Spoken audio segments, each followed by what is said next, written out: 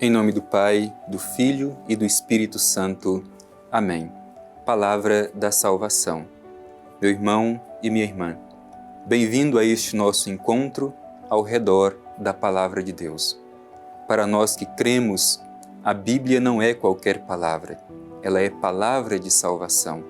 Se a acolhemos na nossa vida e damos a ela este valor de regra fundamental, certamente seremos realizados e realizaremos também a vontade do Divino Pai Eterno. Por isso estejamos sempre atentos e abertos para acolher a Palavra de Deus. E eu te convido, mais uma vez, a aproveitarmos este momento, quando estamos ao redor da Palavra de Deus, permitir que ela nos ilumine, que ela nos ajude a compreender qual é a vontade de Deus para cada um de nós. E interpelados por isso, procuremos realizá-la na nossa vida, colocar em prática aquilo que diz a Palavra de Deus. Vamos escutar com atenção.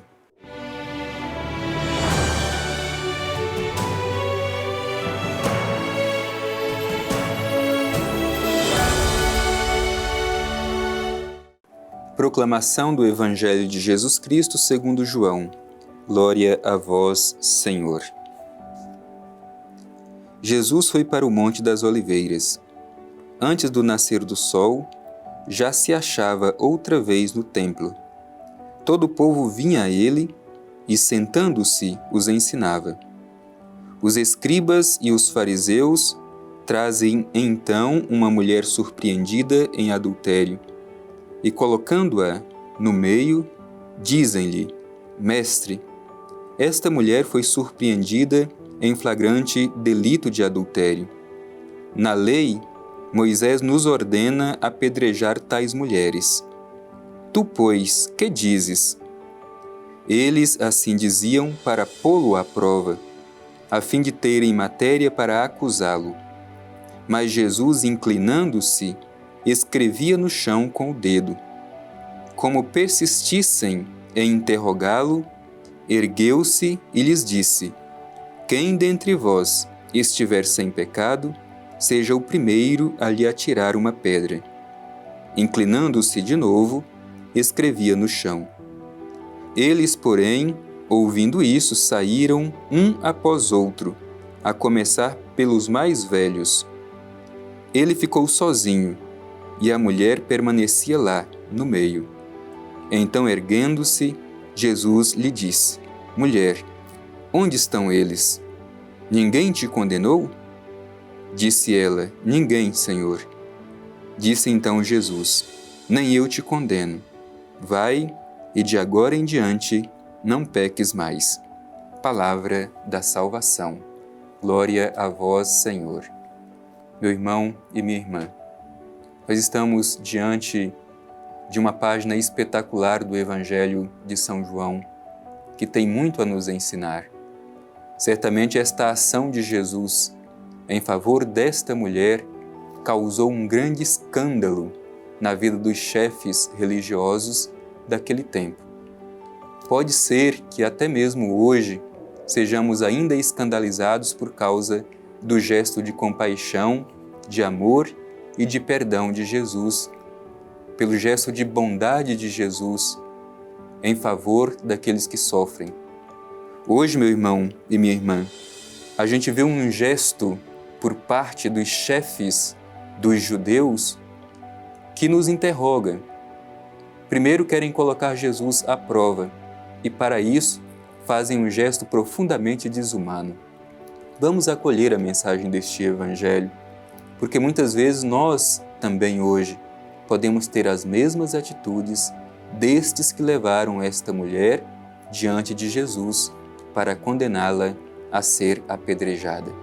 Vamos refletir juntos esse trecho do Evangelho e deixar que ele nos provoque, que ele nos toque, que ele nos ajude a compreender o que é essencial na nossa vida como seguidores de Jesus. O Evangelho diz que Jesus foi para o Monte das Oliveiras e antes de nascer o sol, se achava outra vez no templo. Portanto, ele está neste ambiente religioso, o templo. E ali Jesus realiza a sua missão de ensinar. Sentado, as pessoas vêm ao seu encontro e ele ensina. E é bonito ver Jesus que sempre dedica a sua vida inteira para ensinar sobre as coisas do Pai Eterno. E de repente, Jesus é surpreendido com uma cena interessante. Diz o Evangelho: os escribas e os fariseus, importante lembrar que é um grupo que representa os chefes religiosos daquele tempo, seriam os teólogos hoje, aqueles que pensavam ser os únicos entendidos sobre a lei de Deus, são estes que vão até Jesus e trazem uma mulher surpreendida em adultério. E colocando-a no meio, dizem: Mestre, esta mulher foi surpreendida em flagrante delito de adultério. Na lei, Moisés ordena apedrejar tais mulheres. A primeira coisa que nos escandaliza é justamente como que se tinha uma forma injusta de fazer o julgamento pelo pecado. Eles trazem ali diante de Jesus para ser apedrejado somente a mulher que foi pega em flagrante adultério. Deveriam também, se isso de fato fosse justiça, trazer o homem que estava na mesma situação de pecado.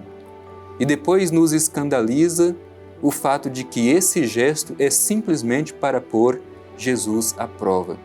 Para colocar Jesus à prova, ele expõe o pecado daquela mulher publicamente.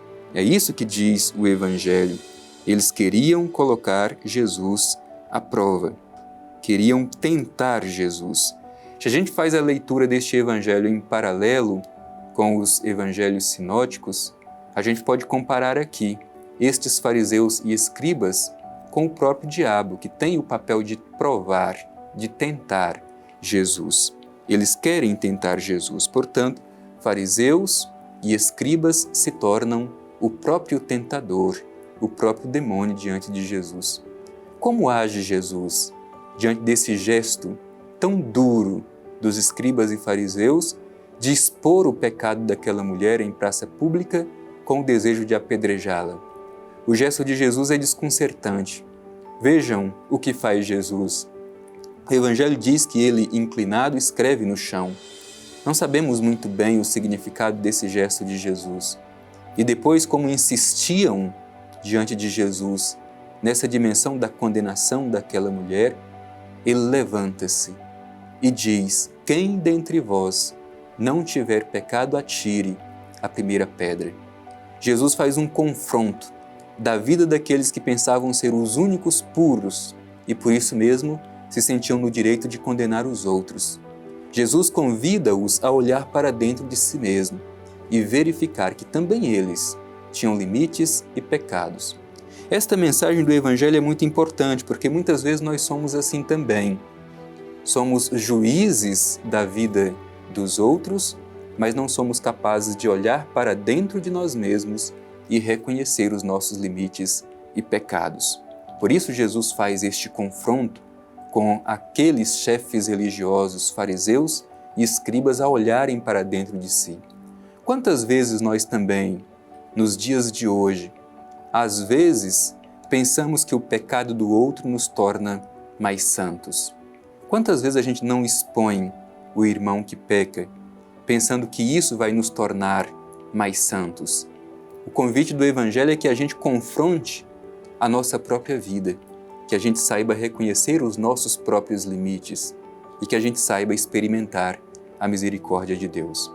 Diante desta provocação de Jesus, o Evangelho diz que todos foram embora, a começar pelos mais velhos. E é importante isso que o Evangelho coloca aqui, a começar pelos mais velhos. Os mais velhos eram considerados aqueles que tinham mais autoridade e justamente por eles começaram a ir embora, porque reconheceram que também eles eram marcados pela fragilidade e pelo pecado. E Jesus, certamente, com um olhar cheio de ternura, cheio de misericórdia, olha para aquela mulher, lhe diz: onde estão eles? Ninguém te condenou? E depois afirma: nem eu te condeno. Vai e não peques mais. Jesus olha com amor e misericórdia para quem peca. Jesus dá a possibilidade de recomeçar o caminho. E talvez hoje seja o dia em que Jesus olha para nós, pede que ergamos a cabeça, que continuemos o nosso caminho, que sejamos perdoados, que busquemos não permitir que as mesmas ocasiões de pecado encontrem espaço na nossa vida. Jesus diz diretamente a cada um de nós: levanta-te, vai, eu não te condeno, teus pecados estão perdoados, vai e não peques mais. Que esse gesto de misericórdia de Jesus nos ensine a também sermos misericordiosos uns com os outros.